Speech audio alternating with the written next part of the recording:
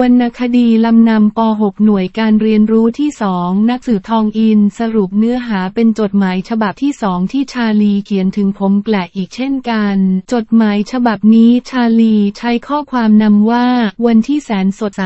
แล้วเขาก็เล่าเกี่ยวกับสมาชิกในชมรมคนรักวรรณคดีคนหนึ่งที่ชื่อเมฆเคยสารภาพกับชาลีว่าเขาชักไม่แน่ใจตัวเองเสียแล้วว่าคิดถูกหรือผิดที่สมัครเข้ามาเป็นสมาชิกของชมรมในทันทีที่เขาจับฉลากได้ว่าเขาเป็นคนแรกที่ต้องเริ่มกิจกรรมช่วยกันอ่านวานมาฟังด้วยการไปหาวรรณคดีมาอ่านแล้วนำมาเล่าให้เพื่อนๆฟังในอีก2 วันที่จะถึงนี้ชาลีอธิบายลักษณะของเมฆว่าเมฆเป็นเด็กชายตัวอ้วนกลมแก้มอิ่มสดใสอารมณ์ดีร่าเริงอยู่เสมอและมีน้ำหนักตัวมากที่สุดในชั้นเพื่อนๆจึงพากันตั้งฉายาให้ว่าเมฆฝนเขาไม่เคยโกรธเพื่อนที่ล้อแถมยังเอ่ยสรรพคุณของเมฆฝนด้วยว่าทำให้เกิดเป็นฝนตกลงมาได้ต้นไม้ก็สดชื่นเขียวขจีชาวนาก็มีน้ำทำนาอีกด้วยแต่พอจับฉลากได้ว่าตนต้องเป็นคนทำกิจกรรมของชมรมเป็นคนแรกเมฆก็ชักอารมณ์ไม่ค่อยดีเขาบอกกับชาลีว่าไม่รู้จะเลือกอ่านหนังสือเล่มใดเพื่อจะนำไปเล่าให้เพื่อนๆฟังแต่ชาลีก็เชื่ออยู่ลึกๆว่าเมฆต้องหาหนังสืออ่านจนได้เมฆปรึกษาแม้กระทั่งเจ้าแมวตัวอ้วนกลมที่ชื่อแกร่งที่เขาเลี้ยงไว้ที่บ้านทีเดียวเจ้าโครงเป็นแมวตัวผู้ลายเสือโครงกินเก่งตัวจึงอ้วนกลมเหมือนโดราเอมอนเกินแล้วก็นอนหลับอุตุไม่เคยจับหนูเพราะไม่มีหนูให้จับเมฆพูดเปรยๆกับเจ้าโครงว่าวรรณคดีแต่ละเรื่องเช่นพระอภัยมณีรามเกียรติ์ขุนช้างขุนแผนก็ล้วนแต่เป็นเรื่องยาวๆฉันอยากอ่านเรื่องสั้นๆที่สนุกแกช่วยฉันคิดหน่อยสิขณะที่เมฆพูดเจ้าโครงก็หลับปุ๋ยแถมยังส่งเสียงกรนเบาๆอยู่ในอ้อมแขนไปเสียแล้วเมฆก็บ่นเจ้าโครงว่าแกน่าจะฉลาดเหมือนโดราเอมอนในการ์ตูนที่ช่วยในบิตะได้ตลอดแต่แกนี่ได้แต่นอนตัวกลมเหมือนลูกฟุตบอลกรนก็เสียงดังไม่เคยรับรู้เลยว่าเจ้านายมีปัญหาอะไรบ้างในที่สุดเมฆก็อุ้มเจ้าแข่งเข้าไปในห้องหนังสือของพ่อซึ่งมีหนังสืออยู่ในตู้ไม้สักมากมายเขาวางเจ้าแข่งลงกับพื้นแล้วก็พยายามค้นหาหนังสือที่ต้องการจะอ่านก็ไม่พบเขาจึงเปิดโทรทัศน์ดูการ์ตูนที่เขาชอบเป็นชีวิตจิตใจแทนเมฆเคยบอกกับชาลีว่าเขาอยากเป็นนักเขียนการ์ตูนเพราะการ์ตูนทำให้เด็กๆทุกคนดูแล้วมีความสุขรวมทั้งตัวเขา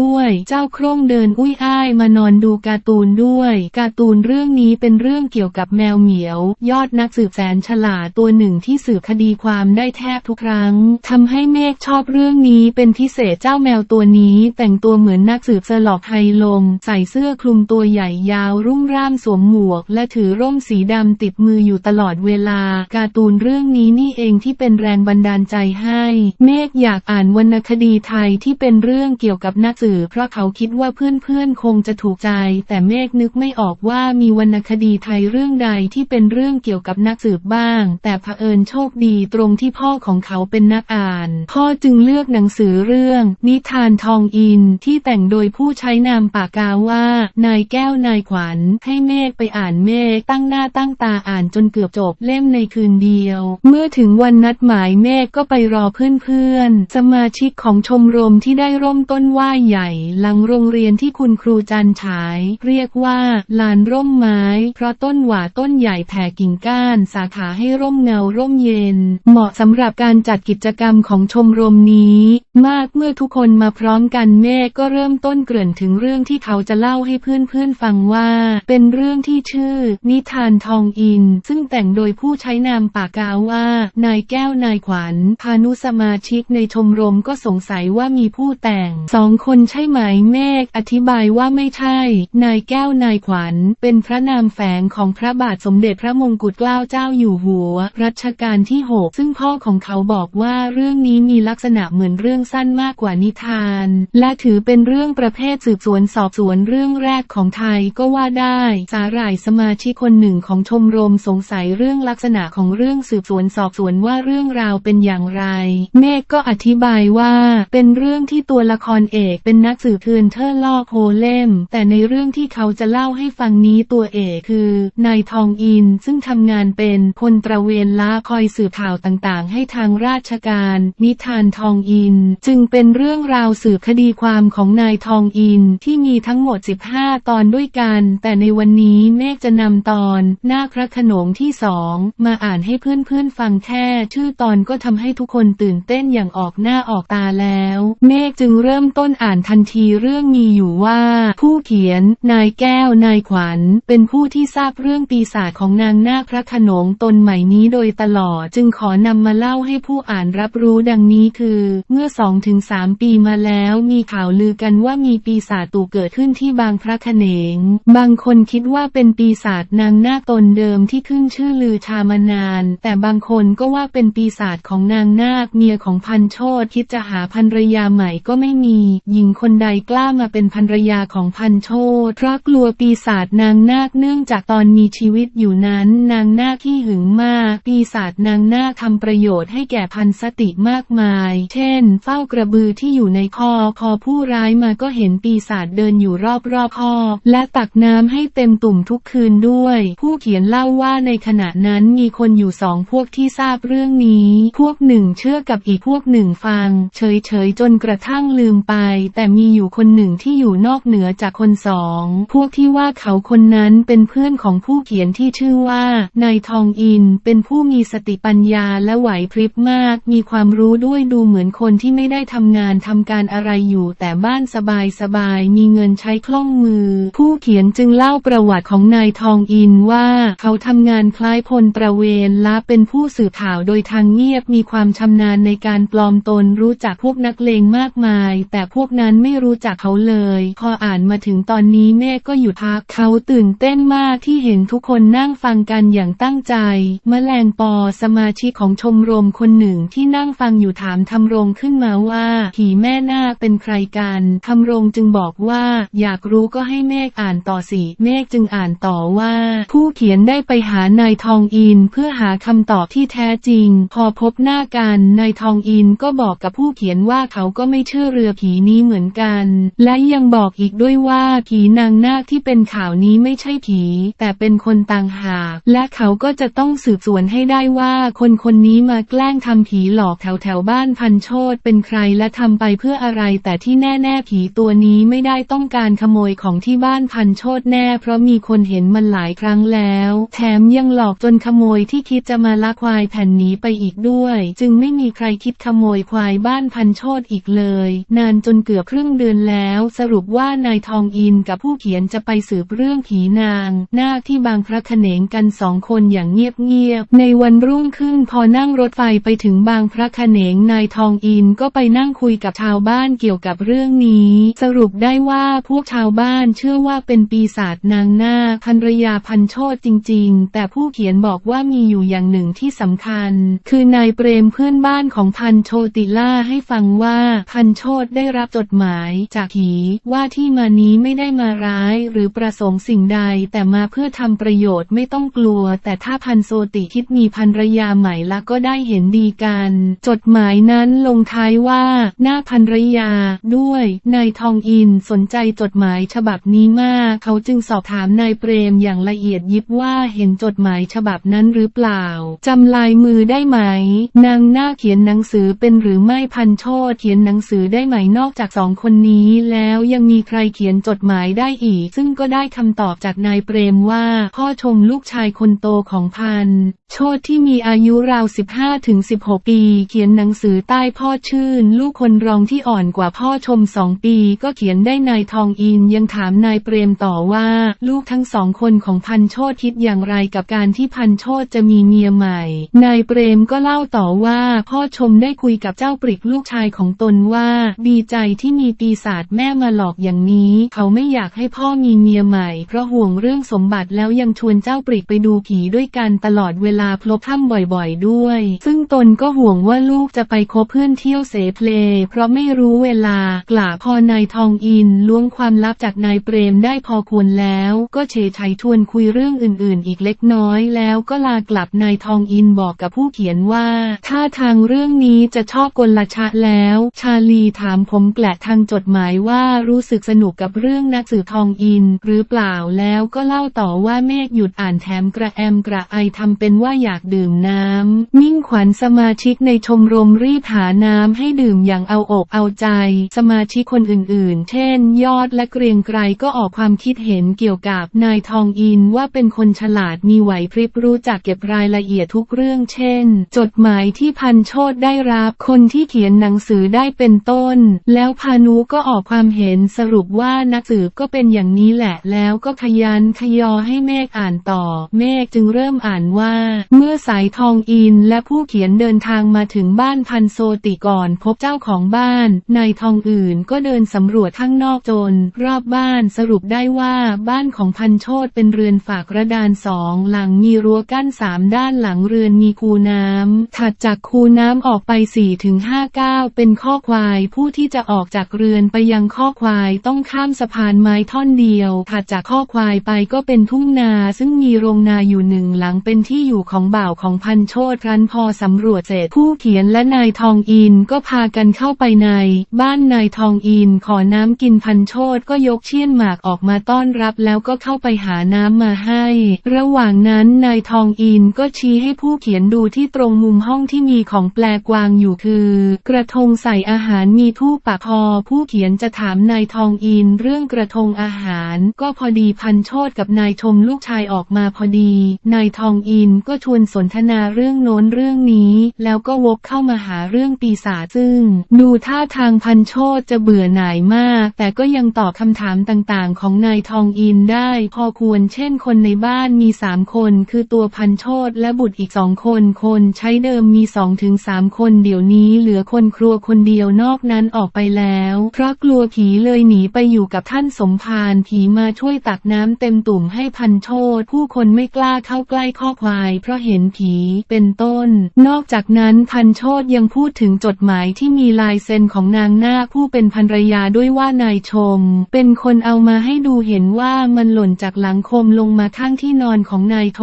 มแล้วพันโชติก็ยังเล่าอีกว่าวันหนึ่งตอนดึกเห็นผู้หญิงนุ่งผ้าทารกกำลังตากน้ำใส่ตุ่มพอย่องเข้าไปใกล้ๆผู้หญิงคนนั้นก็หายเข้าไปใต้ถุนเรือนหาดูก็ไม่พบมาเห็นอีกทีก็ตอนผู้หญิงคนนั้นเดินออกไปทางข้อควายแล้วก็หายไปขณะที่ตนกำลังยืนตะลึงอยู่นายชมลูกชายก็มาจับแขนทำเอาละดุ้งหยงทั้งตัวเลยนายทองอินยังชักต่ออีกว่าผู้หญิง2 คนที่พันโชติเห็นนั้นแต่งตัวเหมือนกันไหมพันโชติบอกว่าเหมือนกันนายทองอินถามต่ออีกว่าที่เห็นนั้นแน่ใจว่าเป็นผีหรือพันโชติก็ยืนยันตามเหตุผลที่แกมีว่าคนไม่สามารถไปโผล่ใต้ถึง2 แห่งในเวลาใกล้ๆกันได้จากนั้นนายทองอินก็ถามถึงเรื่องที่นอนว่าใครนอนตรงไหนในบ้านพันโชติบอกว่าตนนอนห้องกลางลูกๆนอนห้องในข้างหลังส่วนห้องนอกไม่มีใครนอนเพราะคิดว่าผีนางนาคมาอยู่นายทองอินถามพันโชติว่าเชื่อเรื่องผีไหม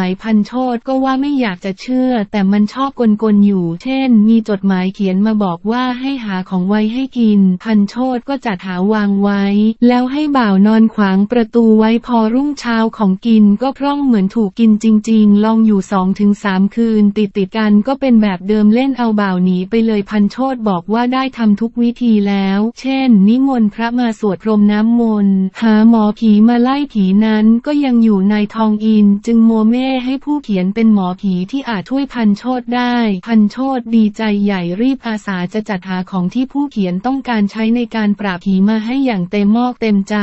ส่วนผู้เขียนเองก็อึดอัดใจเพราะไม่รู้ว่าในการขับไล่ผู้ผีปีศาจเขาใช้อะไรกันบ้างขณะที่ผู้เขียนอึ้งอยู่นั้นนายทองอินก็ช่วยพูดให้ว่าใช้น้ำกลางแม่น้ำ1 จอกเทียนขี้ผึ้งขอมาจากพระ1 เล่มสายสิญจน์1 กลุ่มย่าคา1 กำมือเท่านั้นเหมือนตอนที่ไปปราบผีที่บ้านของนายทองอินไงจากนั้นพันโซติก็อาสาไปตักน้ำมาให้ส่วนลูกชายทั้ง2ให้ไปขอเทียนกับสายสิญจน์จากพระผู้เขียนสังเกตดูว่าพันโชตินั้นยินดีปรีดามากที่จะพ้นทุกข์จากการรบกวนของปีศาจแต่นายชมดูท่าทางกลัวกล้ายังไงพี่กลเมื่อทั้ง3 คนแล้วนายทองอินจึงสบโอกาสเดินสำรวจบ้านของพันโชติทันทีในเรือนนั้นมี5 ห้องมีหอนั่งซึ่งใหญ่สุดนาคนั้นเป็นห้องนอนของพันโชติข้างห้องนอนเป็นห้องเก็บของซึ่งลั่นกุญแจไว้ด้วยในเข้าไปมีอีก2 ห้องคือห้องของนายชมและนายชื่นอีกห้อง1ปิดลั่น กุญแจไว้คือห้องที่นางนาคเคยอยู่ตอนยังมีชีวิตแล้วนายทองอินก็บ่นว่าไม่ได้ออกทางนี้แน่พอผู้เขียนถามว่าใครไม่ได้ออกนายทองดินก็ไม่ตอบรีบเดินเข้าไปในห้องของนายชมทันทีมองออกไปทางหน้าต่างก็หัวเราะแล้วเรียกให้ผู้เขียนเข้าไปดูอะไรบางอย่างซึ่งนั่นก็คือเพิ่งไม้ที่ติดอยู่โดยตลอดพอคนเดินได้นายทองอินบอกว่านี่แหละทางผีเดินคือเดินจากห้องนี้ไปกินเครื่องเช่นในห้องนั้นผู้เขียนจึงเข้าใจได้ทันทีว่านายชมทำตนเป็นผีแต่ก็ยังสงสัยว่าแล้วผีสองตนที่พันโชติเห็นในเวลาใกล้ๆกันละเป็นไปได้ยังไงนายทองอินเลยพูดเท้าความถึงเรื่องที่นายเปรมเล่าให้ฟังว่าเจ้าปรึกลูกชายของแกหายไปบ่อยๆไงผู้เขียนจึงเข้าใจเรื่องได้โดยตลอดทันทีนายทองอินทำท่ากรุ่มกริ่มเมื่อกลับออกมาที่หอนั่งแล้วยังพูดกับผู้เขียนว่าคราวนี้ดังแน่เป็นหมอผีคนสำคัญต่อจากคืนนี้ไปพันโชติจะไม่ถูกผีหลอกอีกแน่จากนั้นก็นั่งคอยกันอยู่ที่หอนั่งจนกระทั่งพันโชติและบุตรกลับมาผู้เขียนกับนายทองอินก็ช่วยกันวงสายสิญจน์ทำน้ำมนต์บ่นพึมพำไปตามเรื่องจากนั้นก็บอกกับพันชัยติว่าคืนนี้เราสองคนขออยู่ที่หอนั่งพันโชติกับลูกๆไม่ต้องวุ่นวายอะไรได้ยินเสียงอะไรก็อย่าออกมานอกห้องเด็ดขาดจากนั้นก็รดน้ำมนต์ให้ทั้ง3 คนแล้วไล่ให้ไปนอนจากนั้นนายทองอินก็วางแผนการโดยตัวเขาเองจะไปคอยอยู่ได้ถุนบ้านริมโอ่งน้ำให้ผู้เขียนคอยฟังเสียงตักน้ำพอได้ยินเสียงต้องรีบลงไปทันทีมีรู้ก็จะแหลกเข้าใต้ถุนเจ้าผู้ผีฟังข้างโน้นเห็นว่าจะเสียทีก็จะครางขึ้นผู้เขียนก็ต้องทำเป็นตกใจเข้าไปใกล้คูน้ำให้มากที่สุดเพื่อจะได้วิ่งข้ามสะพานไปจับผู้ผีฟากโน้นให้ได้ส่วนผีฝากนี้ปล่อยให้เป็นหน้าที่ของเขาเองผู้เขียนก็ห่วงตรงที่ข้ามไม้ท่อนเดียวลำบากเดี๋ยวจับผีไม่ทันแต่นายทองอินบอกว่าจะจัดการให้ข้ามได้อย่างสบายเลยไม่ต้องห่วงชาลีบอกผมแกละว่าขณะที่ทุกคนกำลังตั้งอกตั้งใจฟังเรื่องอยู่นั้นเขาก็หันไปเห็นคุณครูจันฉายมายืนแอบฟังอยู่ด้วยคุณครูยิ้มละไมบ่งบอกถึงความพอใจที่กิจกรรมช่วยกันอ่านวานมาฟังของพวกเขาทำให้เด็กๆสนุกกับวรรณคดีไทยได้ถึงเพียงนี้จากนั้นเมฆก็เริ่มอ่านต่อไปเรื่อยๆเป็นจังหวะตอนไหนเป็นบทสนทนาเขาก็จะทำเสียงให้ดูสมจริงสมจังแต่บางครั้งก็สับสนถูกบ้างผิดบ้างจนเพื่อนๆอดขำไม่ได้แต่เมฆก็ยังมีความสุขกับการได้อ่านหนังสือเล่มนี้อยู่ดีเขาจึงอ่านต่อว่าคืนนั้นตอนหัวค่านายทองอินกับผู้เขียนสนทนากันจนกะวันพันโชติหลับแล้วนายทองอินจึงปิดหน้าต่างหอนั่งซึ่งอยู่ข้างเดียวกับหน้าต่างห้องของนายชมก่อนที่จะลงไปข้างล่างเพื่อมีให้ปีศาจมาแตะต้องของเครื่องเช่นได้ผู้เขียนก็นั่งคอยฟังเสียงตักน้ำจนง่วงแต่แล้วก็ได้ยินเสียเทน้ำซ่าผู้เขียนจึงรีบลงเรือนไปทางโอ่งน้ำก็เห็นผู้หญิงคนหนึ่งตรงกับที่พันโชติล่ากำลังนิ้วปืนน้ำเดินมาจากดูพอผู้เขียนเดินตรงเข้าไปหาผู้หญิงคนนั้นก็ทิ้งปีบเดินหนีเข้าใต้ถุนเรือนทันใดนั้นผู้เขียนก็ได้ยินเสียงครางฮืออยู่ทางฟากโน้นแล้วก็มองเห็นผู้หญิงรูปร่างคล้ายกันอยู่ฝากโน้นด้วยผู้เขียนจึงวิ่งข้ามสะพานที่นายทองอินเอาไม้กระดาน3 แผ่นมาทอดไว้ให้วิ่งข้ามได้สะดวกไปกวดจับเจ้าปีศาจตนนั้นได้โดยง่ายจึงจูงข้ามสะพานมาพบนายทองอินซึ่งนั่งอยู่ริมโอ่งน้ำกับผู้หญิงอีกคนหนึ่งซึ่งพอเข้าไปมองใกล้ๆก็คือนายชมนั่นเองส่วนปีศาจที่ผู้เขียนจับมาก็คือเจ้าปรึกลูกชายนายเปรมนั่นเองจากนั้นก็พากันขึ้นไปชักชัยไล่เลี่ยนกันบนหอ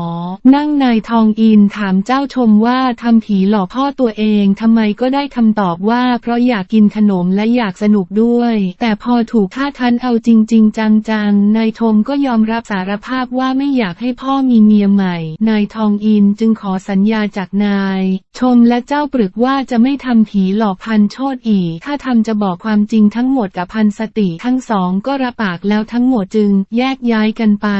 นับแต่นั้นมาพันโชติก็ไม่ถูกปีศาจมีรบกวนอีกเลยและพันโชติก็ยังไม่มีเมียใหม่ส่วนผู้เขียนเองก็ได้ชื่อเสียงเป็นหมอปีศาจผู้วิเศษอยู่เมื่อเมฆอ่านจบเขาก็ปิดหนังสือเพื่อนๆทุกคนปรบมือให้เสียงดังสนั่นคุณครูจันฉายที่นั่งแอบฟังอยู่ก็กล่าวคำชื่นชมทำให้เมฆและทุกคนปลื้มใจไปตามไมยโมกันและคุณครูถามว่าคนต่อไปที่จะต้องมาอ่านหนังสือให้เพื่อนๆ ฟังคือใครทุกคนก็หันไปมองที่สาหร่ายพร้อมๆกันในตอนท้ายของจดหมายชาลีก็ยังถามผมแกละว่าผมแกละอยากรู้หรือเปล่าว่าสาหร่ายจะมาอ่านเรื่องอะไรถ้าอยากรู้ต้องรออ่านจดหมายฉบับหน้า